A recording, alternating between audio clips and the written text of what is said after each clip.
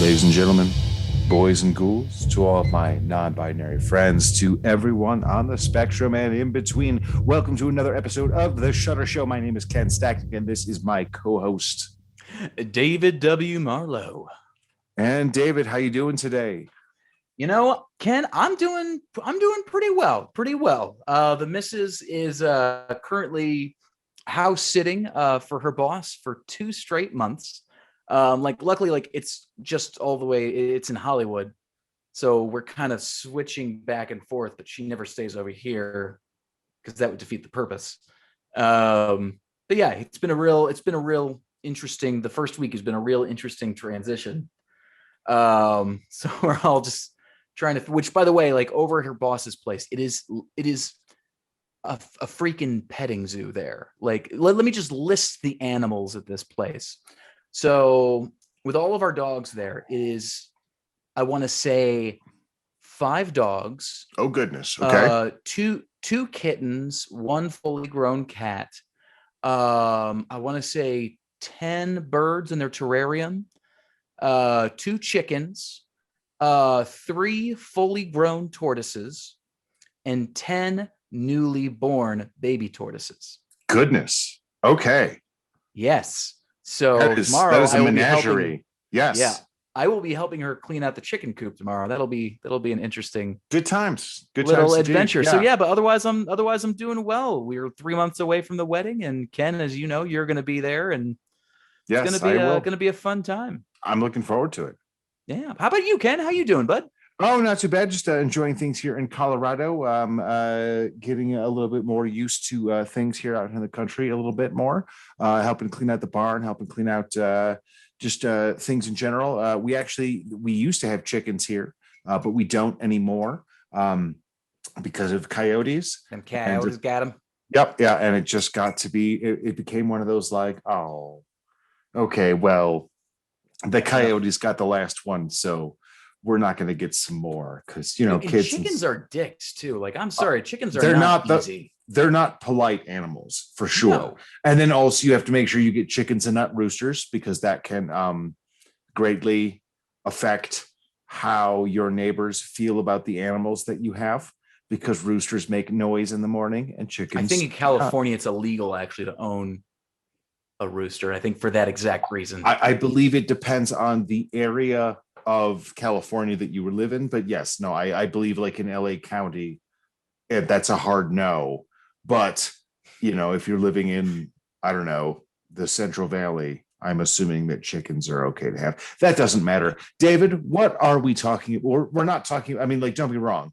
As much as this could be like the chicken podcast where we talk about chickens and roosters and we can talk about animal husbandry all day long if you'd like. Yeah, no, I mean, we can make this a foul cast if we really want to, but I don't think that's what we want to do. I think instead we probably want to talk about movies, more specifically horror movies that are on the site Shudder. And David, what movie are we talking about today?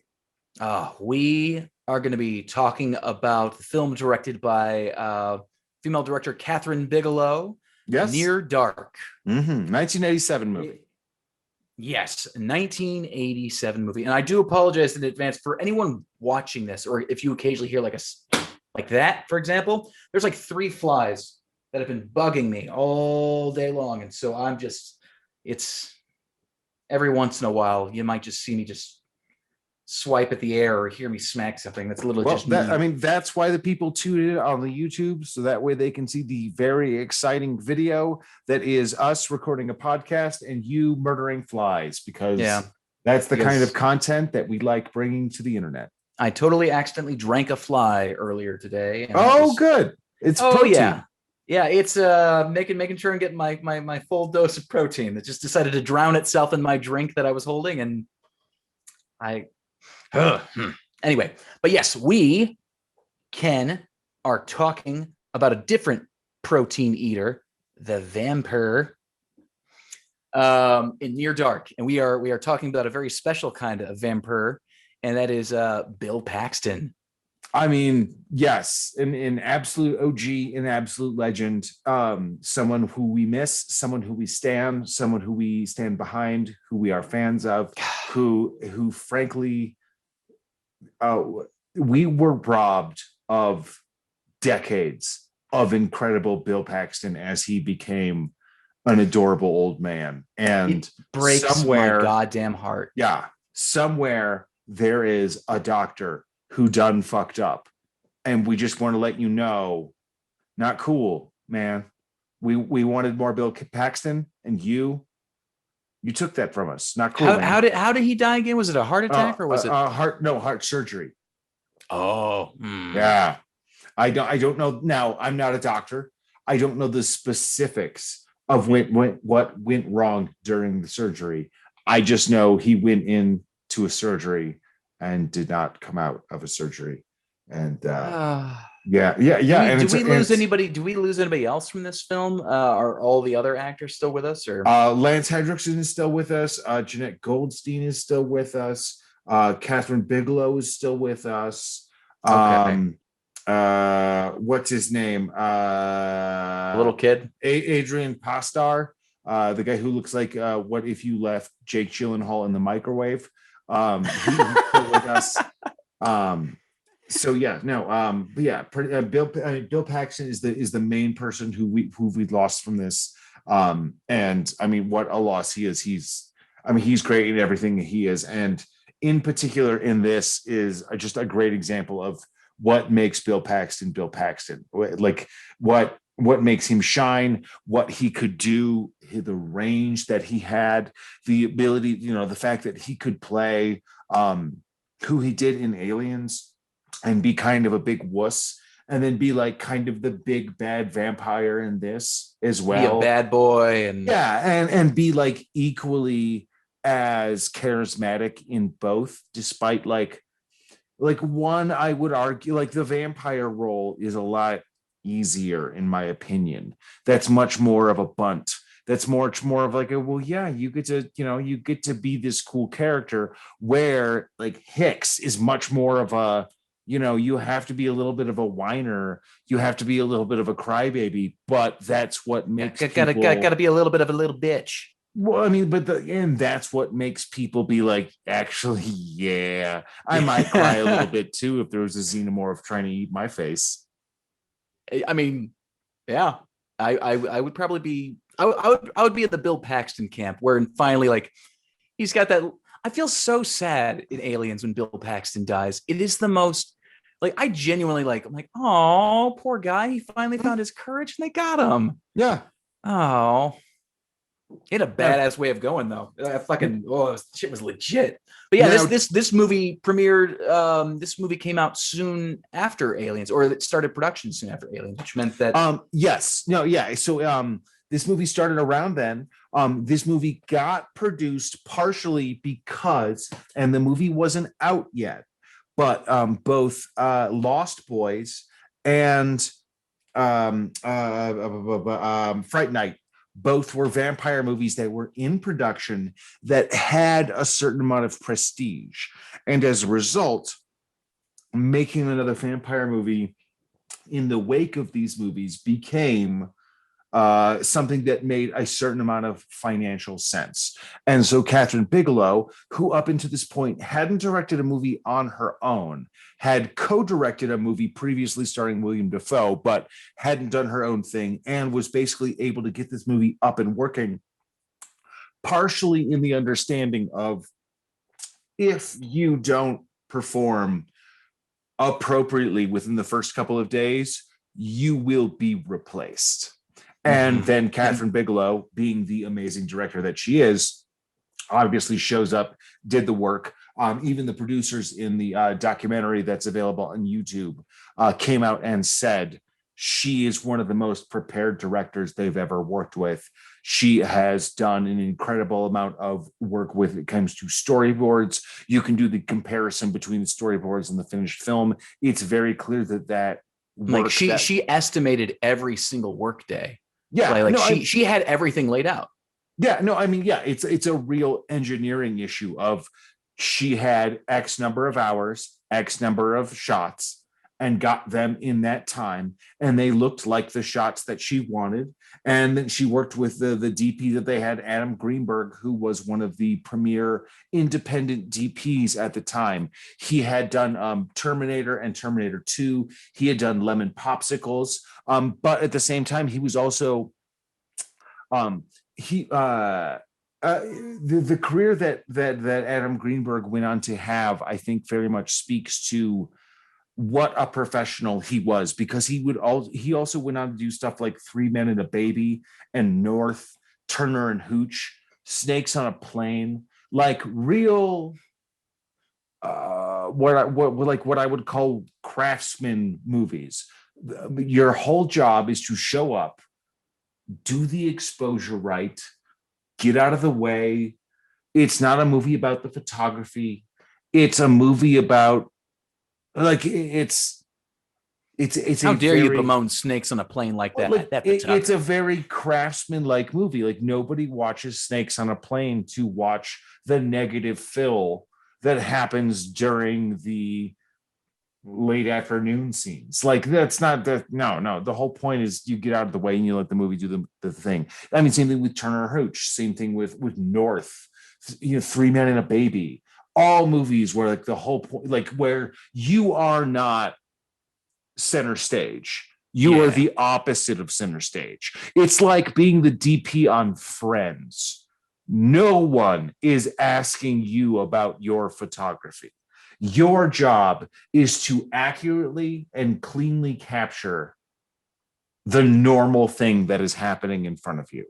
Like Central Park should not look dramatic.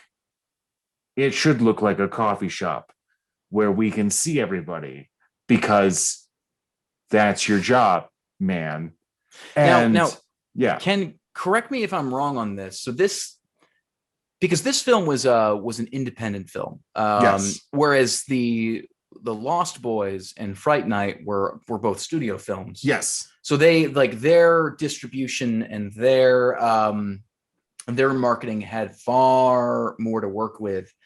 And if I am correct, because in one of the interviews with Kathryn Bigelow, she talks about how this film came out about around the same time as Lost Boys.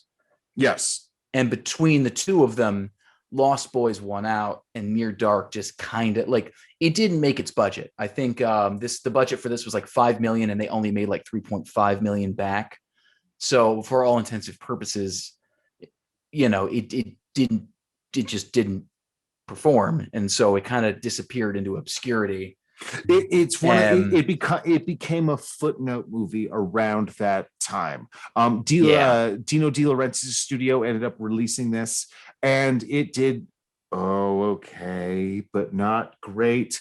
It didn't do big numbers. There was another vampire movie at the time, which was Lost Boys, and then also Fright Night, which came around the same time, that kind of in the mind of the marketing people kind of ate their lunch a little bit.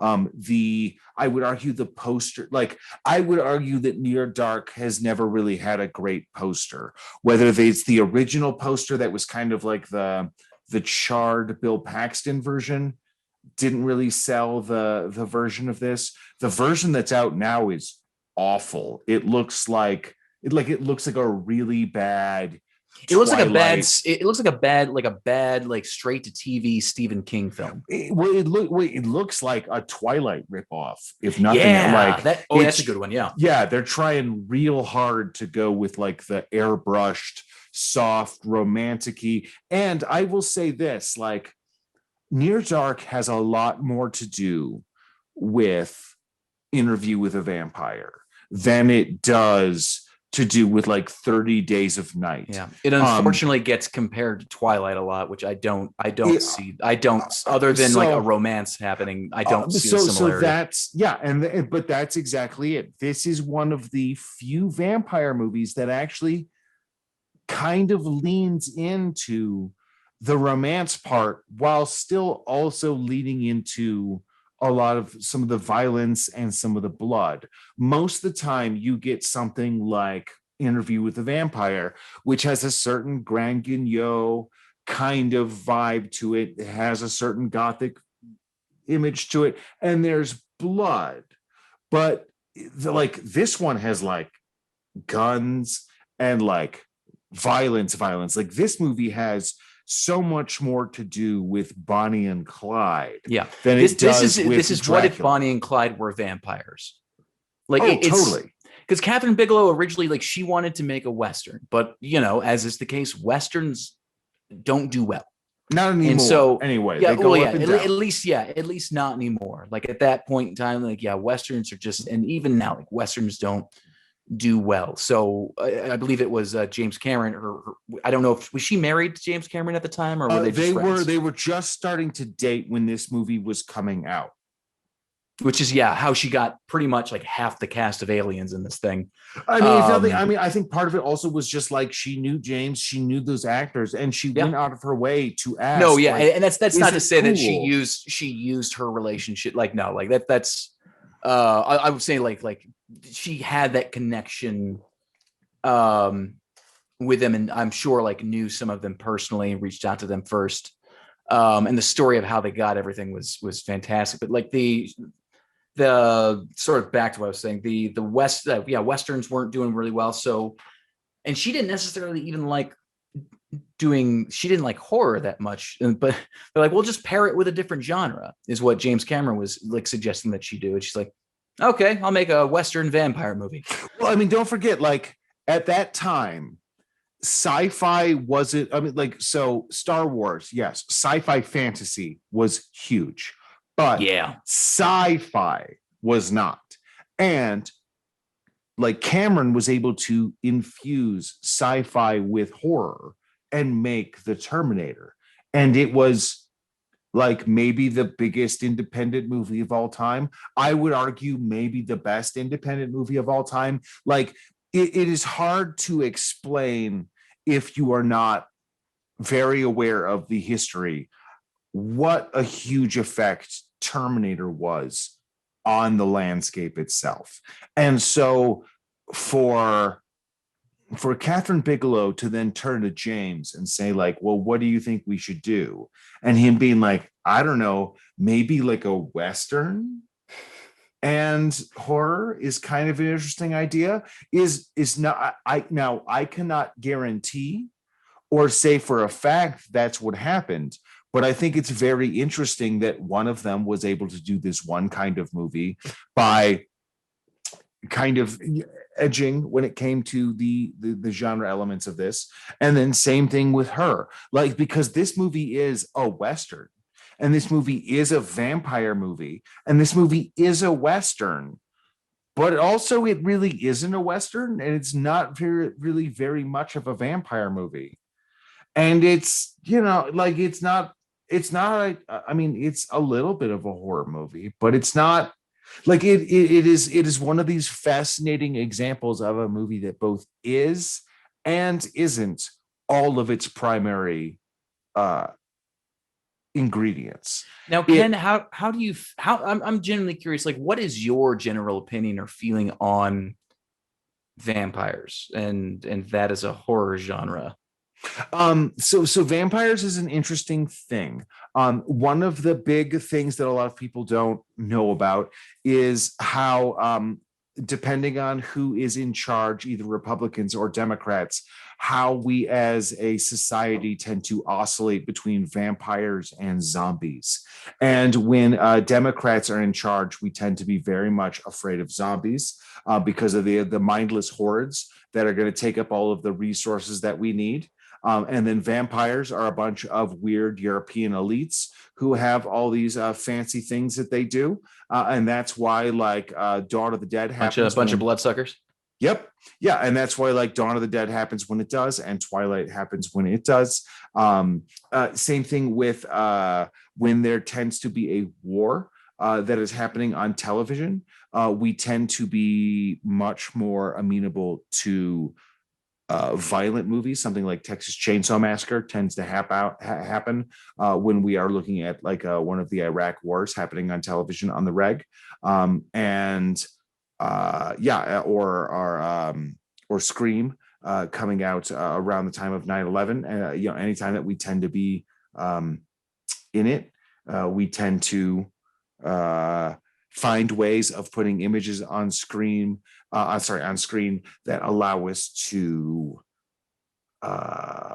let to loose. emotionally manage our our day-to-day fears. Exactly. Yeah. Allow us to emotionally create situations where we can moan and scream and release the tensions that we have inside of us, and allow us to function on a day-to-day basis. Yeah. Now, I think one of the fascinating things about Near Dark is how much it follows the rules, but also breaks them. I love the way that it presents vampirism as just a way of release, as a way of not being part of society, as a way of being an outsider. Not that it's this wild and crazy thing. Yes, you can get shot and it doesn't hurt you.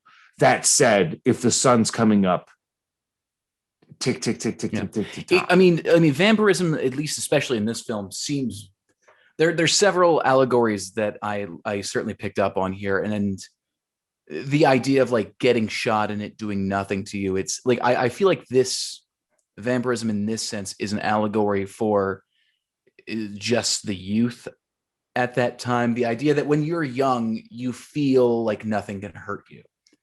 And at the same time, there is definitely the symbolism of addiction here. And so when you're young, you are far more susceptible to things like drug addiction and falling in with the wrong crowd. And the character that this film follows, what's the Caleb? Yep. He seems sort of dissatisfied with where he's at and dissatisfied with the town that he lives in. And he's just kind of, he just wants to get the fuck out of there. He's not necessarily a good person, like almost, and sometimes he's just a bit of a creep kind of guy. But it seems like that is on purpose. And it's the idea that eventually by the end of the film, he grows into somebody who finds more than just the physical in somebody. It's more about that emotional connection. But yeah, no, like this is sort of that tale of the dissatisfied youth falling in with the wrong crowd because the world that they're in is not giving them what they need. And I do appreciate, and I'm personally not a big vampire fan. Like I like the dark and dirty vampires, like 30 Days of Night, From Dusk Till Dawn, the film Vampires. Like I like those kind of vampires. The romantic-esque vampires don't really do it for me, but like I watched this film twice before, and I'd never seen this film before we did this episode. Like you specifically recommended this. We skipped the poll and we're like, cool, we're just going to watch this movie. So I watched it twice. I first time through, I did the documentary after and then watched it again. And so now I began seeing a lot of what Kathryn Bigelow was going for. And it's really interesting because in the documentary, the cast could not say enough good things about the way she ran the ship and what the script itself was going for and how much they got to play. But the whole story itself is ripe with symbolism, even if it is a little, in my opinion, heavy-handed, and the dialogue can be a little cringy. He's like, I'm scared. Don't worry. It's just the sunlight. Like that. I mean, to be fair, that's kind of like a. Yeah, no, I get that. To be fair, I would argue that like if you're going to be a vampire, there are going to be a certain amount of there's a certain amount of like grandiosity that is just going to become with like explaining how just how crazy it is that like actually, yeah, no, you're totally a vampire. Yeah, I know. Sounds wild, right? But like actually that's the situation you're in. Yeah. And so like I get that. I would say that I really like how much this film treats vampirism without any of the gothic subtext, without any of the the symbolism without any of the crosses. It comes down to very much like brass tacks of like, yeah, no, it's kind of like sunlight's going to ruin your life. And that's it. There's not all this other stuff. It grounds it much more in reality. One of the things that we've talked about before is I have a problem with ghost stories. And like in most of my problems with ghost stories are because the rules don't make sense. They all become like, well, okay, but if she can only cross a thing if she's been invited into this house or blah blah blah blah blah, like I just don't believe it. Where same thing like with this, like a transfusion is able to kind of fix the problem. The Yeah, main I problem was not is a fan of that. I also personally am not crazy about that, but I will Mhm. also say like I really like the grounding this gave to vampirism, in the same way that like just like the character of Lance Henriksen coming up and saying like I fought for the South, we lost. Like the idea of there being a history to that. I really like the world building that this movie does. One of the best examples I can point to is what happens in Star Wars, where Luke Skywalker, looks at Obi-Wan Kenobi and is like, oh, where did this lightsaber come from? And they're like, oh, it was it was your dad's. They fought in the Clone Wars. It was a whole thing, and you're like, oh, what's all this stuff? And I love so much of the world building that happens in Near Dark, where just little Yeah.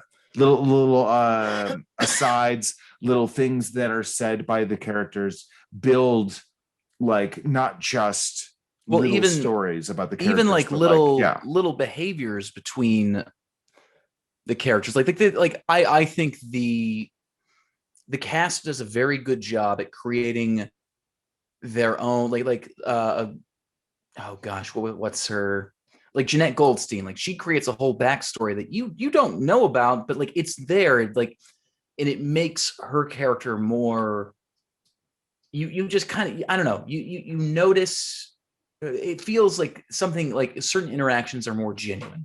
And the idea was that that she, the young child, what's his name, Homer, yeah, that she was the one that showed that turned Homer, specifically because she wanted to have it, like she wanted to have a child.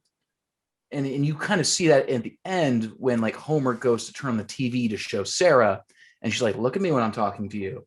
It's those little interactions. Like Lance Henriksen had a whole backstory behind how he was turned, and it was that like yeah. he fought for the South, but he fought for the Southern Navy. He wasn't on the field. He served on a ship, and so that he was in a naval battle and he lost, but like there was a bunch of vampires that were feeding off the dead or dying, and one came across him, took pity on him, and decided to turn him. And like that's sort of his origin story. But you never, as somebody watching the film, you don't get that story, but it's there. Yeah, and that's what I was saying is like that's what Yeah. I like. One of the things I like so much about this movie is there's so much going on in the nuance. There's so Mhm. much going on in what's not being said. Yeah, There's I so much, absolutely agree. yeah. There's so much what's going on in being implied because like if you actually break down what happens in this movie, it's a very small movie. It's like boy meets girl, girl bites boy, boy grabbed up inside of RV drives around, go to bar, people in RV get mad, people go back in RV. Oh, in that bar scene, so good. Yeah. And then people in RV let guy go. Everyone get mad at guy in RV for letting guy go. Guy go means people come to motel. Everyone get mad at motel. Everyone run away. Bad, bad, bad. The end. Right? Ken, you need an entire YouTube series of like 30-second videos where you literally describe films this way. Damn it, man, make this happen. Yeah. I will give you money. Okay. But no, they're like it's yeah. The film itself is It's a the plot very is very simple and simple easy to movie. follow. Yeah. Like, I mean, yeah, much like in the way that like Mad Max is like people go to place, people run away from place, people go back to place. That's no shade against Mad Max, which is one of the best movies ever made. Let's be very clear. Mad Max Fury Road is dope. Oh But like it's God, I love also, that fucking yeah, movie. but it's simple. Like there's Yeah, no, yeah, it doesn't need it's to be. the entire movie is one giant car chase, and then they literally get to a destination, turn around, and go back. Yep, yeah, 100%. It is one of the most straightforward films that there is. Yeah, no, I mean like this one of the movies I thought about a lot other than like a Lost Boys and Fright Night and all that and Terminator obviously but was Risky Business, and then also Drive. I thought was another movie that I like really reminded me kind of the vibe that was going on with Near Dark, where there's not a ton going on, but at the same time a lot is happening. And just because what's happening is happening behind the scenes or behind these emotions or are played down a little different doesn't mean they're any less effective. I mean, there's such a wonderful vibe to this movie. There's such a wonderful just kind of feel that like I mean, oh God, the other thing that we haven't even talked about yet at all is the Tangerine Dream soundtrack, which is fantastic. That great little synth track. Oh, it's amazing. Like it's just a vibe. It sets it, yeah, there we go. I was going to literally just say that it sets the vibe of this film going forward. It's I don't know, and also too it plays out like, while it is a vampire film, it plays out so much like a Western. There's literally even like when he's riding back on a horse and a tumbleweed goes across the screen. Like it's straight up a modern day Western, and it is like, oh, what if Bonnie and Clyde were vampires? It is that kind of thing. Like there's even a fucking shootout with the police, which is a great sequence too. Like two of my favorite sequences are the shootout and the bar scene where they play with their food pretty much. Yeah. And that's the scene where I think Bill Paxton really shines, which is crazy because apparently he had Bill Paxton and my fiance, she deals with this too. And so my fiance has migraines every once. They'll show up randomly and they incapacitate her for at least an hour, and she'll be able to function after. But it's like a migraine will literally just drain the energy out of you. And Bill Paxton, he at the time he would regularly deal with migraines. It is so many times like they've had to push shoot days on films that he's been on because he had a migraine. And he remembers but just before that scene, he got a migraine and he literally could not see anything. It was one of those oral migraines where it's just all of a sudden your vision is just kind of black and you can maybe see out of your peripheral. But someone gave him like a shot of B12 and then he just went pepped right up and then that is the full Bill Paxton that you see throughout that whole scene, fresh off a migraine, but someone gave him a shot of B12 and goddamn, it jazzed him up. And it's so like, and I after the documentary, I watched that scene again. I'm just like, that is fascinating. And his little thing with his spurs, and it's all like this was a cast that was so they already bonded. They already had a rapport with each other for the most part. And it's so funny to hear the story and how they all realized that they were on the same movie, because they were both kind of like afraid to talk about the project that they were possibly hopping on. Like they were hanging out and they're like, oh, I'm reading for this thing. It's like a vampire Western. And the other one's like, yeah, I'm reading for this thing. It's a vampire Western. Lance, what are you doing? I'm doing a vampire Western. Are we in the same movie?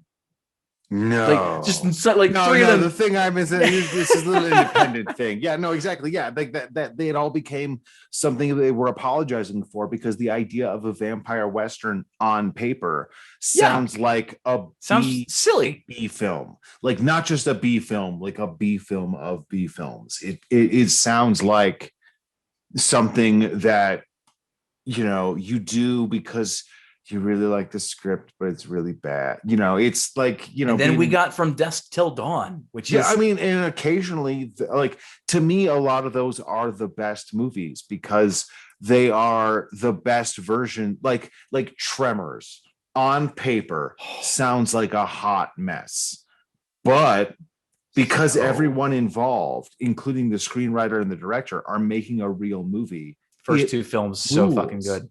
Yeah, it's super fun. But if you were just like, what are you making? A prehistoric worm movie? Yeah, no, I understand how everyone's gonna pass. And like, because like otherwise they go to read the script and like it becomes one of those, okay, what is it? Is it any good? Maybe. And then, you're Kevin Bacon and you're suddenly like, hey, Fred, you got to read Tremors. And he's like, really? And he's like, yeah, no, it rules. Like, I want to do this movie with you so bad. Movie slaps so fucking hard. Yeah. And they're like, nah, there's no way. Still think, like, no, really. Yeah, seriously. One of my favorite comedic moments in a monster film has to be from Tremors 2, when they realize, like, when Bert realizes they've locked all of the graboids, like the little walking graboids, in his shed of explosives. And he's like, you did what? Oh shit, we gotta run.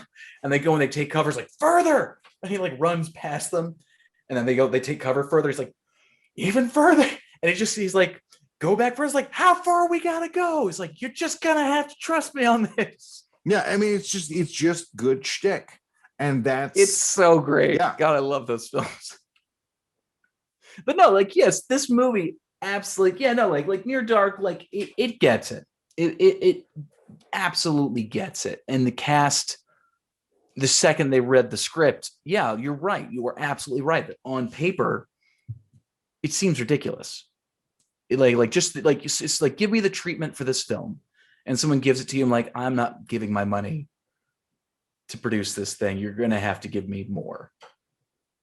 But Kathryn Bigelow, because I think, like, what was it? Like, who was it that she made the deal with where they produced two films and Near Dark was her film? She wrote this movie with another director, and that director, so they wrote two screenplays on spec back to back, and the idea was that she was going to direct one and he was going to direct the other, and then they both got greenlit. So that ended up working out. Yeah. So I guess, like, with vampire films, it's kind of a 50-50 thing with me. I'm not big into the romantic vampire. Especially the modern day romantic vampire, just doesn't do it for me. The Twilight, the True Blood, however, I will say, like, I'm one of those people, like, I like Underworld, the first film, at least. Yeah. Like, it's a solid action film. It's got a good vibe. It was like, going off the whole Matrix craze at the time, and it just worked. But vampires in general, like, I'm far less likely to go see a vampire film than I am to go see a werewolf film. Yeah. Okay. But no, like this, I don't know. This was a very, on watching it the first time, it is interesting, like, my feelings on it between watching it the first time and watching it the second time. I don't know. When did you first see this film?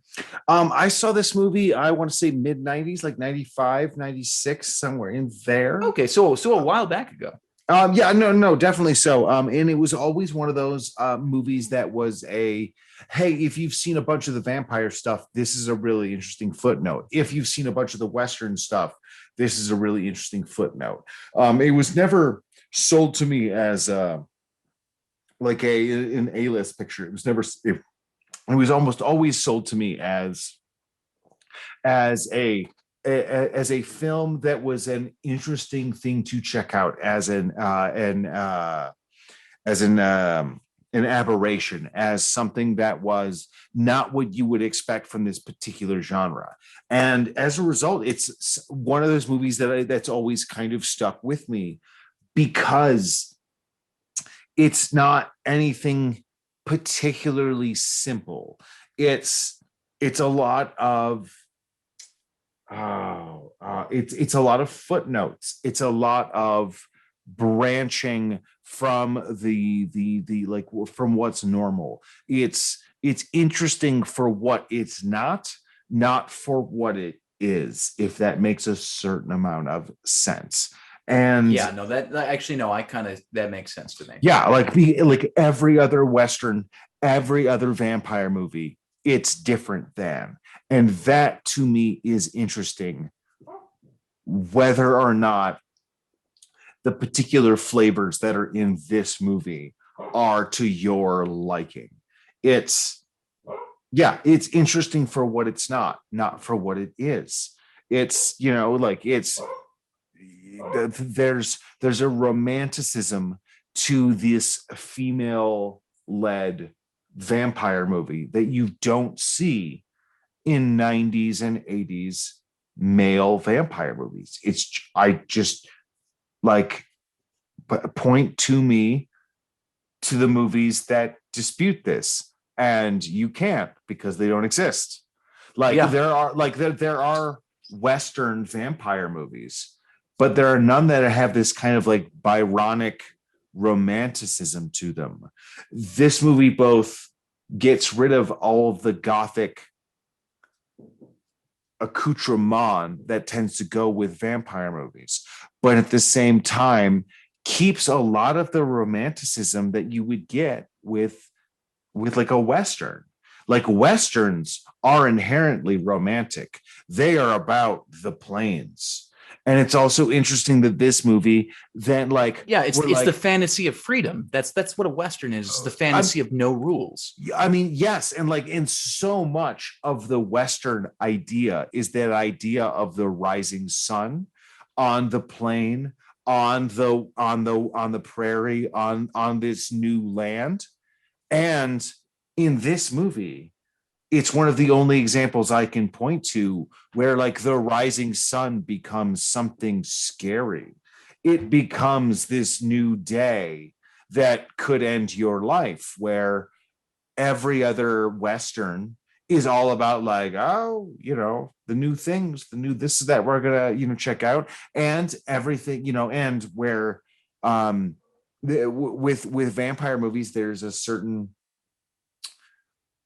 every day is the same day, but night is the safe place and day is the new scary thing. And again, it's fascinating that this movie is able to do so much new with the Western, but with such a classic story. Yeah. Ken, I could not agree more about that. Which I do find it fascinating that I guess it was because at the time Westerns became so overproduced, that eventually, kind of like how eventually like the zombie genre fell out, because it was just too many zombie films, and I think people just kind of grew tired of it. The same thing could be said with Westerns at the time, and I guess like there were so many Western films coming out that the public just said, just like we're done. Like honestly, like I could live my whole life and not see another Western film and be like, okay. But I think Westerns work particularly well when you mix it with another genre. Oh, 100%. And it is weird though to think actually like how well vampires mix with Westerns, just like films like From Dusk Till Dawn and vampires. Perfect. Like I would love personally to see a vampire film that takes place in the actual like 1800s West.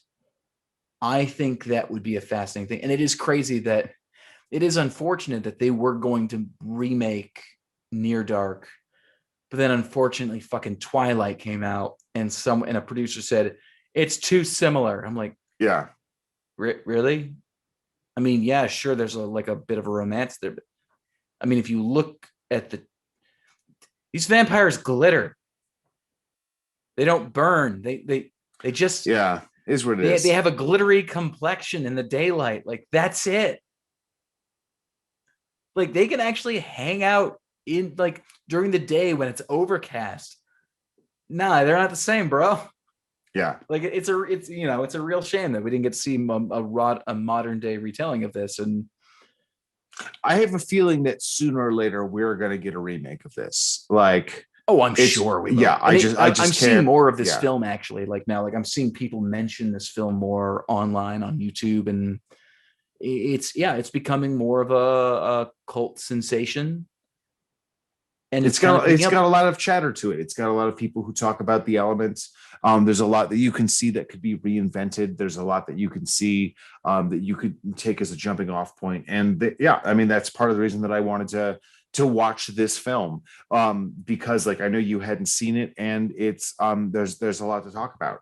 Now Yeah, that said, there's oh no, go I was ahead. gonna say, yeah, sorry, before you move on with that, like I do kind of want to talk a little bit about just how crazy the cast got with how they Lance Henriksen particularly, which by the way, I love Lance Henriksen, and this was him in like in his peak like Pumpkinhead Oh yeah, he's days. great. Yeah, he's great in this. Oh, he's such a great character actor. But according to oh gosh, which actress was it she was talking about?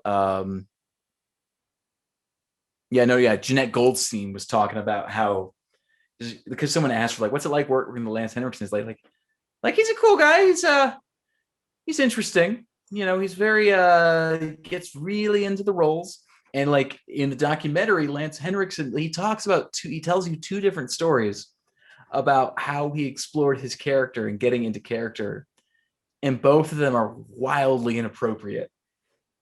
Where he literally picks up a hitchhiker and asks the hitchhiker to roll him a cigarette. Yep. And he continues to drive faster and faster and faster without breaking. And he just stares at this hitchhiker rolling the cigarette, and the hitchhiker just gets more and more nervous. It's like, hey man, keep your eyes on the road. It's like you just roll me that cigarette. And then finally, guy gets like the cigarette rolled and just takes a puff of it. And he's just like, oh, this is shit. And he like tosses it out the window. And he says, like this hitchhiker could not wait to get out of this car. He thought I was going to murder him. And then he talks about how they got like he was speeding with the cast members, and they got pulled over by a fucking cop. And he just starts fucking with the cop. Yep. Like literally starts staring the cop down to the point where the cop actually went to reach for his gun. Like Lance Henriksen back in the day, especially, was fucking crazy, man. True and story. Like, and Bill Paxton, what was like Bill Paxton? They got him in makeup for his death scene for his final fight, like his showdown with Caleb, and he was in full makeup, and he sees this train stopped nearby, and he goes up to the train conductor. He's like, man, you gotta fucking help me out. Like, there's been an accident. And he's just like, oh my God, are you okay? He's like, oh, you should see the other guy. And he just talks about like just to mess with him. Yeah. Amazing. He's just like he's like, yeah, like in the grand scheme of things, probably not funny. But I mean, like when you're in full gore makeup, yeah, you just want to go and fuck with people. Yeah. So like these people just like, you could tell that everyone got on well on set. And some of the quotes in this film, most of them are improvised too, like some of the weird ones.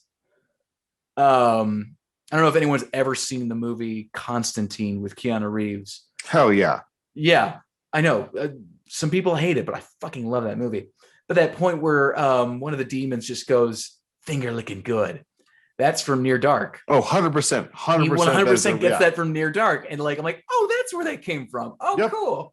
Yep, completely. Yeah, it's but even then, like some of the lines in this film from Paxton and Lance Henriksen particularly are just golden. Like there's some like, yeah, no, like the film is drenched in personality. And so, yeah, and sorry, I completely, I like a little bit of a tangent, but I completely cut you off of what you were going on. But I had to talk about some of that stuff because it's just, oh, it's just hilarious. Yeah, no, I was just going to say like this movie's fantastic. It's worth seeing. It's worth checking out. It is a movie where I can't say enough, but also at the same time, the main thing I can say is you should check it out, which is why. Mhm.